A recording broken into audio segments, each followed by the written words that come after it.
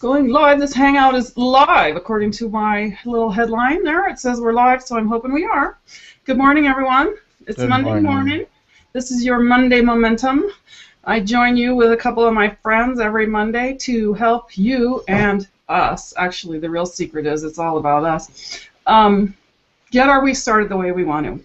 We are solopreneurs. We are business owners working from home. And we understand, as perhaps you do too, that when you're working at home, you can be tempted to do things like drive your kid to work when you should be working, or do the laundry, or a million other things that if I held up this camera, well, I will, because I was just noticing this. Maybe you'll be able to see it. I have my vision board and all those other things like a lot of people. Right there is also my calendar, she says, trying to point at it. Right there is my calendar. I still try to use a paper calendar. That calendar says May. So there you go. That'll tell you where I'm at. You're still coming down from the trip and everything. So that's kind of where I'm at today, needing our hangout as much as any of you might. I have been, as you know, heavily involved in a project. I'm watching Ann.org. Ann Lorimer was, I don't know if she officially is, but she was with me anyway when we went to Africa and climbed Kilimanjaro. She's 85 years old, and so we are waiting still for verifications that she has now become the oldest woman to ever do that, which is really cool. And it was really an adventure to be a part of all that. It's been an adventure to be part of the marketing and the campaign behind I'm Watching Ann, trying to get attention for her and her cause. And what's happening for me now that I've been home for, I guess, about 10 days now, is sort of this re-entry shell shock kind of, okay, there was all this massive effort that went into getting ready to take a trip to Africa, just that, take my kids to Africa, that too, plan for helping Ann and all of that. I mean, there was just this huge month or two of really heavy-duty productivity. And now I'm sort of screeched to a halt in a way that I think is mostly internal examination, and that's what I wanted to talk about today on our Hangout, that you can go and do lots of things in life, including a business, of course, and have this agenda of what you know, this is what we're going to do, this is what we're going to do, this is what we're going to do. And sometimes that blocks you from being able to receive other ideas, other input, other benefits. And sometimes there's so many of those other ones, you forget this agenda. I mean, at least some of the time I feel as though that's what happened to me. And I want to talk about this sort of balance and how do you recognize those kinds of unintended or unexpected treasures is what I call them, and how do you fold them into your vision if you need to, or let them go if it's just a one-time deal. Now I feel as though I'm babbling, but I want to show you one more thing before I introduce my buds. This book is written by David Gruder, who's one of our who's one of our regular teachers at CEO Space, and I pulled it out yesterday because I wanted to sort of examine this idea, and he talks in here about many things, but one of them is harvesting benefits, rewards, gifts from life events, from things that have happened that usually I think are kind of unexpected and sometimes traumatic. So that was sort of the topic today. You know, how do you take a sow's ear, which to me, my sow's ear right now feels like, okay, I'm home, now what? And turn it into a silk purse. So with that, I'd like to introduce my buds. Linda, you want to start off and then pass it to James? Well, good morning. Happy Monday Momentum. It's always such a great experience being here with you guys, and anyone that's out there watching. Monday Momentum is really important to help us, you know, set the week off. And, you know, you mentioned balance. I don't always balance. I find that I work through the weekend, and Monday is just another day. But you know what? I took off this weekend and balanced a little personal time with the business, and I'm excited. It's Monday. Back to work. That's okay. So. Yeah, and, I would ditto that.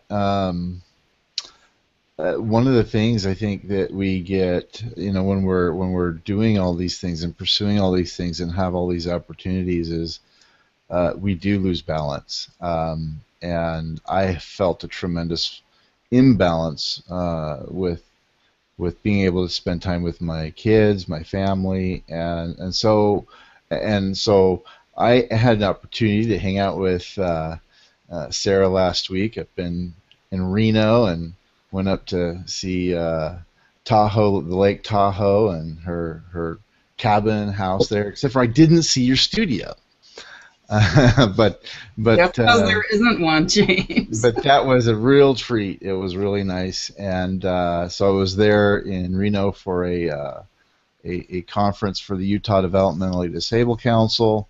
Came home and had tons of stuff I wanted to do, tons of stuff on my list, and just literally ended up needing to shut down, spend some time with my kids, my family, and I thought that would be like 1 or 2 days, and it kind of went into like 4 days, and but at the same time, yesterday was pretty much a struggle for me to try to get my head back into, like what you were saying, Sarah, getting my head back into all the things that I need to get done, all of the commitments that I've made, and um,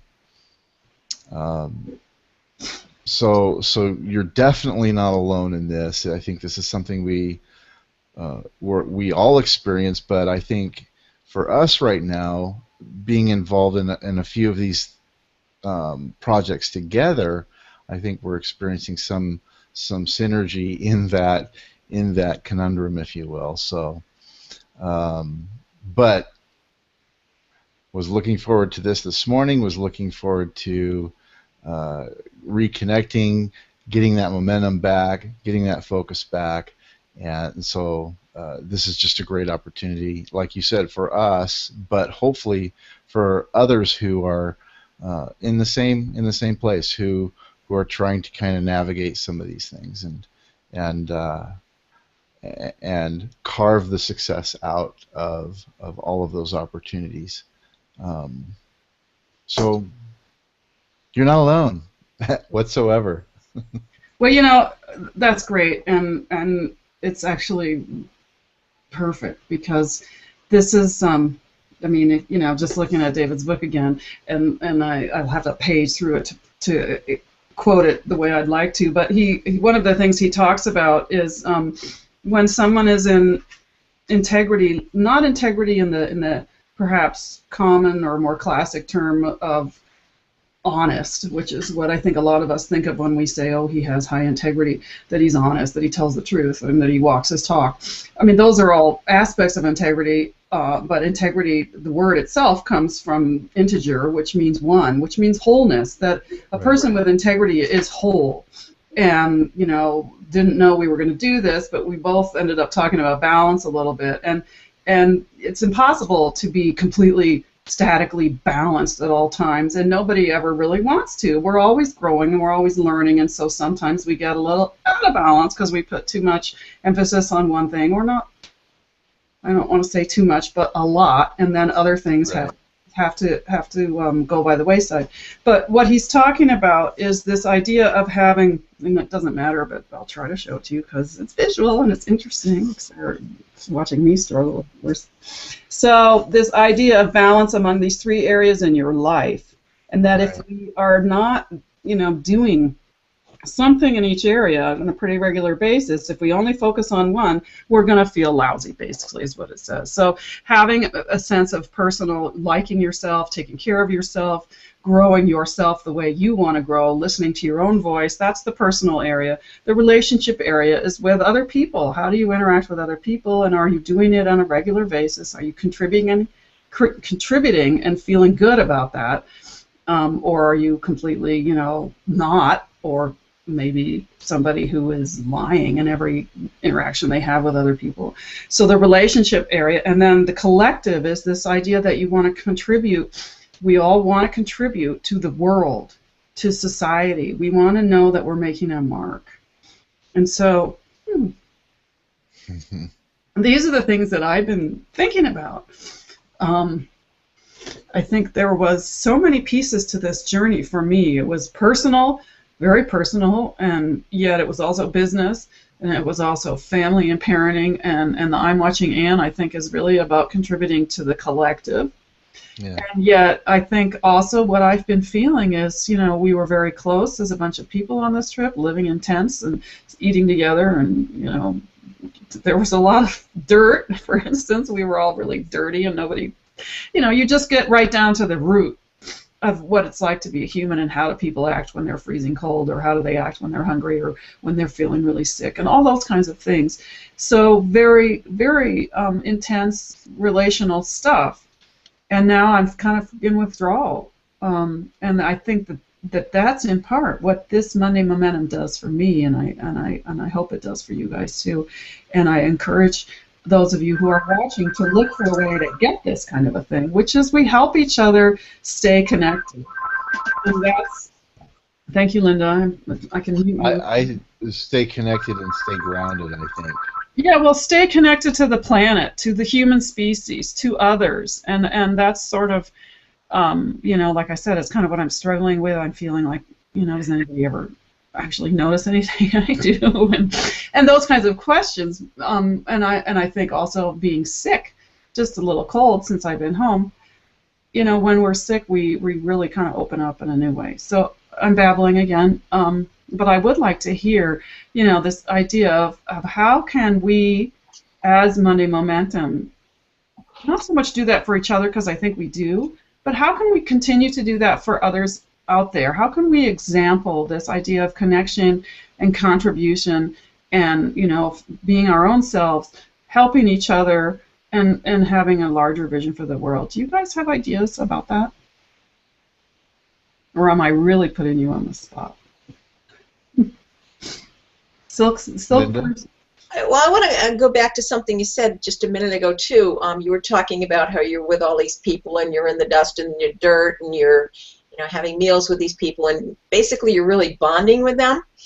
But it brought to mind a famous quote, which I don't think I can get right, but it definitely talked about, I don't know if it's integrity or what it is, about the worth of a person, not when things are good, but when they're bad.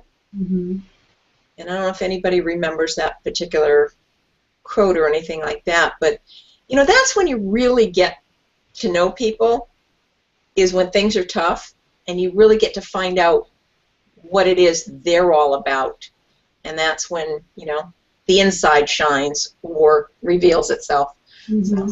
So. Yeah, that's perfect, and that's exactly, we all met each other for the first time, many of us, when we got to Africa, and one of the lessons that one of our members talked about learning was that he said, I think I'm maybe a little too judgmental, because I looked around and I thought, okay, you're going to make it up there, you're not, you shouldn't even be on this trip, that he had sort of done this in the beginning in his mind and then been proved wrong by the end of it. And so the idea that when you put people in a circumstance where they're really going to be working hard at something like that, and you do see, and for the most part, I think all of us shone like superstars.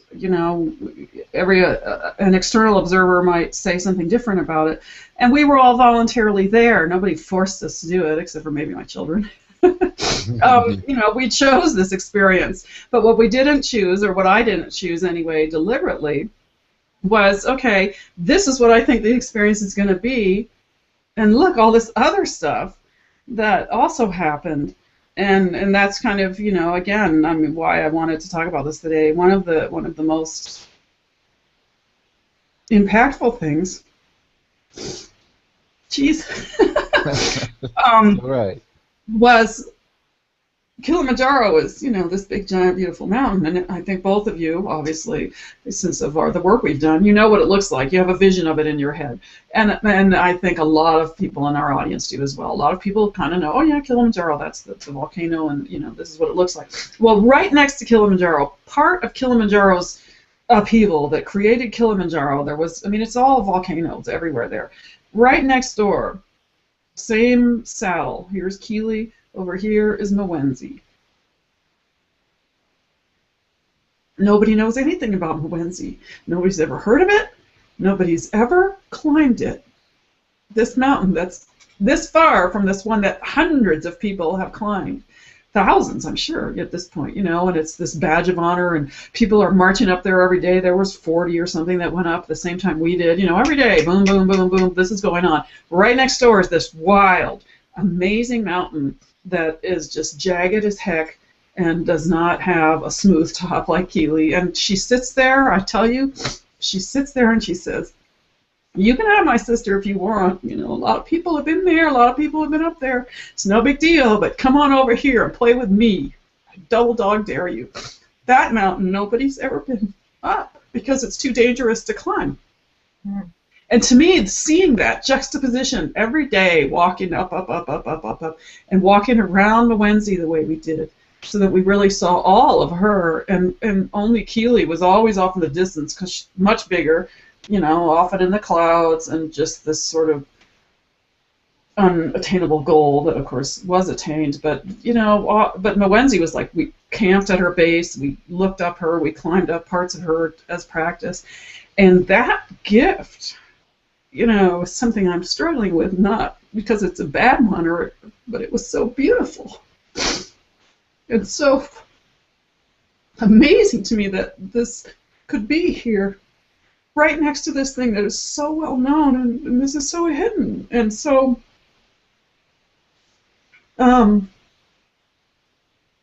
just kind of, nah, you think you got it all? Well, come on over here. I guess that's all I want to say about it, and I don't know if I'm even being clear, but it was such another gift. I'd never heard of a Wednesday myself, right? But yet, anyway, blah, blah, blah. Tell me what, am I nuts? No, I don't think so.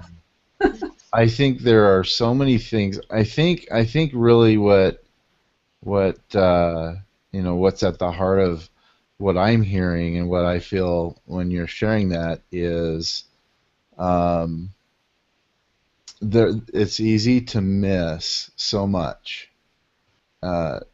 It's easy to miss things that are so profound and so that could have such an impact on us and literally change our lives if we're not being observant, if we're not being vigilant, if we're not paying attention to everything around us. We're going to miss 90% of what could potentially bring us that success and that fulfillment. I think if I'm hearing you right, at least from my perspective,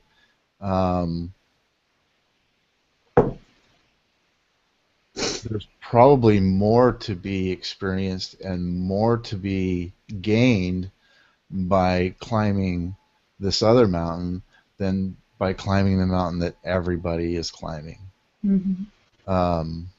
And I think that's where a lot of us solo entrepreneurs, people that we are trying to climb our own mountains, or we are in some cases inventing our own mountains that no one's ever climbed, no one will ever know we climbed. I was just looking at this quote. I tried to find something based on what you shared, Linda, but it says, the strongest people are not those who show strength in front of us, but those who win battles we know nothing about. And I know for myself that I'm constantly winning in areas that most people don't know, and my family knows, my wife knows, but they're not the things that are gonna make me popular or make me famous or make me lots of money. They're the things that are carving out who I am, who I want to be, and what I want to become.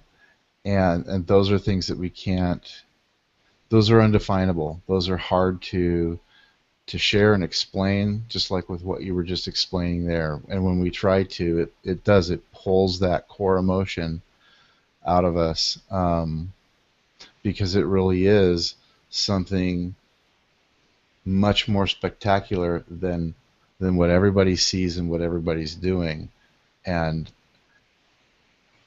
how do we translate that into something that we can give people, share with people, and have them learn and feel the same things. So I think that's part, if I'm right in a little bit of in my interpretation here, I think that's part of what you're experiencing because of that literally that gritty experience, that real down to earth hardcore experience. So much more comes from something like that, and it's what defines books and novels and stories. So now I'm babbling. Well, you did a great job. I really appreciate it, and I'll let you say something in a minute, Linda. But I think that that's exactly what the struggle is the battle or the lessons that I learned, finding a way to share them if I choose to, or encapsulate them to save them for later, write them down. What do I do with them, sort of? And, I got to tell you, Linda, in the back of my head all week is like, okay, Linda wants me to put together a list of the things that I'm going to produce now, sort of. And I mean, it's not, I love you like crazy. It's just, it's been like, I don't know how to process this. You can see the impact. Anyway, and another thing that Linda said a minute ago that I just want to share, my grandmother had a saying that if you think you want to marry somebody, go camping with them for a week in the rain. After that. and this was another huge benefit that came to us out of our trip. Those are stories, those little ideas I was able to share with my children in a way that I never would have, maybe, if we hadn't gone on this journey together. And we were all three living in a tent, and it was a tent supposedly, it was a 2-man tent, but they shoved 3 of us in it, and we did it, but it was pretty amazing for them because they'd never had anything like it, and they had some trouble with it. But I, at one point, said, I did this with Grandma for 3 weeks, and they just were like, "Are you kidding me? I can't even believe it." So, the test. How do people behave when they're really raw and ragged like that? I mean, it wasn't negative raw and ragged, but it was still pretty raw and ragged and pretty. Yeah.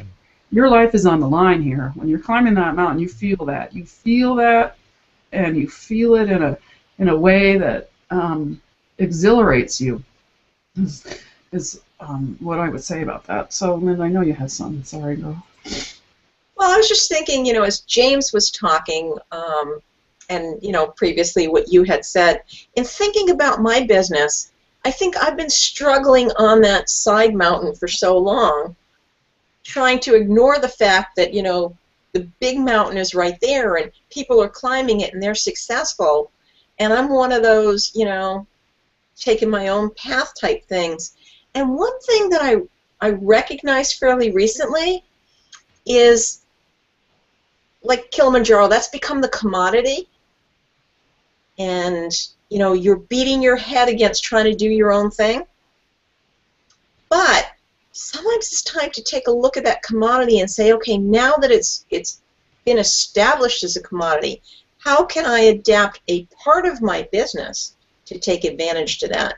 And that's something that I'm personally working on my business this week. But, as you guys were talking, especially, Sarah here, talking about this mountain that nobody climbs and the one that everybody else does, I think in our business we need to really take a look at what's there, what is right in front of us, and does it make sense to keep on our own on this path, or perhaps tap some of the tried and true of what's been successful for others. Mm-hmm. That's what I got out of it. No. Or not, maybe, the willingness as entrepreneurs to say, okay, to me the tried and true is get a job. That's kind of what I think of, at least initially. Or maybe, get a franchise. Get something that's been proven by other people that have worked. And we're off climbing our own mountains and playing. But we have stuff to offer, and it's that dance between, okay, I understand that you're liking that tried and true, but if you just step over a little bit, you can see this whole other piece, and that's what I do when we try to compare it to businesses and to the growth of a business and the growth of a person who is building a business, because doing, you guys know, growing a business will grow you like nothing you've ever done before. So, maybe it helps you to evaluate, okay, this is Focus on that little what they're niche. doing, this is what I'm doing. Once in a while, maybe I should take a look and look both ways at both mountains, and how do I feel about this journey and how it's going. Well, and I think what you really kind of maybe drove home for me, Linda, was it goes right back to that balance. Am I being so stubborn over here Right. that I'm not taking advantage of those talents that I have, that I'm trying to show over here so desperately, if you will, taking those talents and, like Anne at 85, blowing it out of the water, and like you said, what's the word I'm looking for? Capitalizing on that tried and true, and it really comes back to that balance. I think it comes back to really being able to evaluate yourself, evaluate where you're at, your process, your goals, and something that Sarah said to me when I was visiting there in Reno. Really kind of, I think, had some more impact on me than I expected or realized until this weekend. And the one thing that she shared with me, I hope I can share this. You will. Well, Stop the tape. I'm tired of things being so damn hard. I'm done doing things that are so hard. And that's kind of, as she shared that with me, and as I was thinking about that through the week, and not thinking about it, but thinking about it, I think that's really, now that I think about it, boy, we could have a real good comedy routine here. Now that I'm thinking about it, I think that's really what I think was kind of weighing on my shoulders over the weekend was, I'm done. Things shouldn't have to be incredibly difficult to be rewarding. Now, that doesn't mean that you don't pursue things that are difficult and there's a reward there, but I'm kind of at that point. I'm at that point where, okay, I've got this, and this. I need to wipe half of this off of my plate if I'm going to feel like I'm getting somewhere and I'm being successful, I guess. So I think that's really what a lot of what you've shared, Sarah, what you shared when I was there, and a lot of what we're talking here is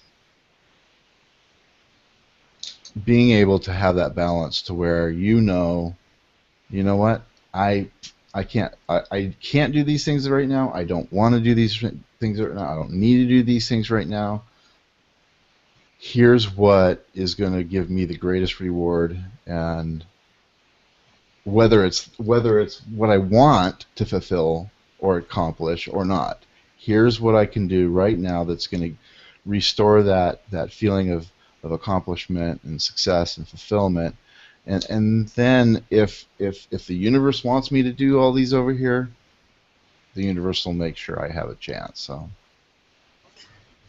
Well, and maybe when we let the universe do its thing, those things will get done some other way that is better for everyone concerned. And I mean, I agree, and I don't mind that you shared that at all. I think that's a temporary, at least for me, probably healing. Yeah. And it's certain, and that was my strongest feeling after coming off the mountain. I was just like, okay, forget it. I don't want to. I just want to eat bonbons and sit on a couch for the rest of my life. I'm pretty sure that will pass, and it already has to some degree.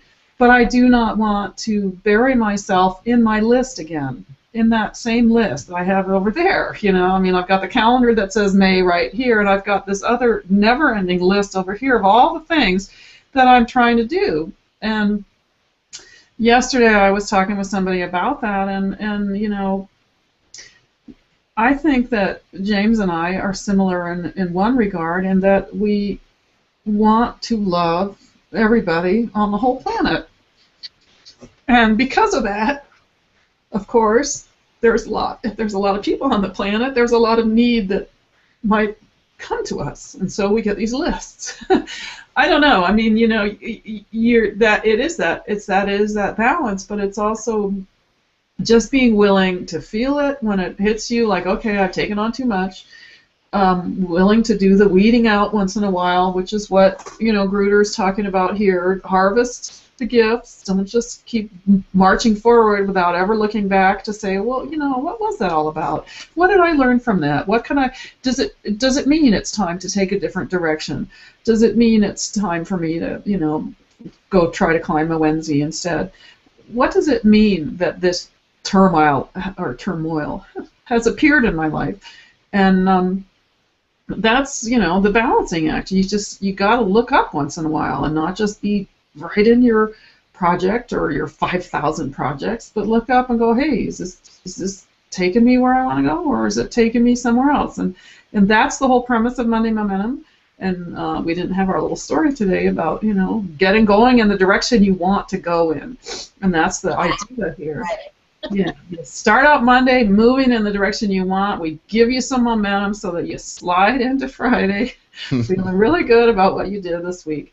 And I think this discussion has really mostly been kind of about the importance of support and friendship and people of like mind around you when you are a solopreneur, and how that can be isolating. And then, you know, the importance of taking the time to just, okay, I'm in a spot now, you know, where I really gotta look at this again. Feels like I've done it already, but I guess I'm doing it again. And that's another reason that I'm sick. You know, your body screams at you and says, okay, enough's enough. Let's do some consolidating. So I want to thank you all for a rather, I can't think of the word I want, but we bounced around a little bit today, but I really appreciate it. And I apologize for teariness, but I can tell you that's probably going to keep going on for a while if the last 3 weeks are any indication. And I still think that what we're doing here is valuable for all of us, so I really, really appreciate you guys. Would you take the time to sign off, because we're out of time? Linda, maybe start. All right. Well, this is Linda Kay from Interactive Synergy, and I just want to, you know, thank Sarah again. She's coming off this incredible high of Mount Kilimanjaro, and, you know, sharing some of that experience with us. So thanks, Sarah, and happy Monday. And Linda, if somebody wants to work with you, tell them a little bit. How do they find you? What might they want to get from you? Well, I work with all sorts of businesses to host, design, manage their websites. InteractiveSynergy.com. Good. I'm going to be calling you. So. And I'm James McFadden, and James, darling. I think what I appreciate, really ultimately what I appreciate the most, is that we're able to be just open and honest and raw, because that's where the healing happens, that's where the progress happens, that's where inspiration happens. And so I'm thankful to be here. I'm marketing systems, but after this, I'm not interested in anything else right now. I've got to get what's on my plate off my plate and then move forward. So, thank you very much. It's been nice to get started this week this way. Thanks, James. So I'm Sarah Coolidge. You can see my name down there somewhere. Check out I'm Watching Ann. We are still working towards getting official recognition for what Ann has done. When she gets that, it's going to be, you know, people like Oprah Winfrey and Time Magazine and some big names are going to be at least giving her a few lines in some corner somewhere, because this is the oldest woman who ever climbed Kilimanjaro to date. And she is doing that She's seeking that fame so that she can raise money for young people on this planet to help improve their lives. And you can learn more about it by going to imwatchingann.org, and all you got to do is click forward, like, share, comment to make a difference. So please do that. And you might be able to find me through that as well. And if not, you'll see me here again next Monday. Right. Monday Momentum. We've got a YouTube channel and all those things. You can like them and share them like crazy too. That would be just fine. Have a fabulous week. Don't give up on your dreams. Happy Monday.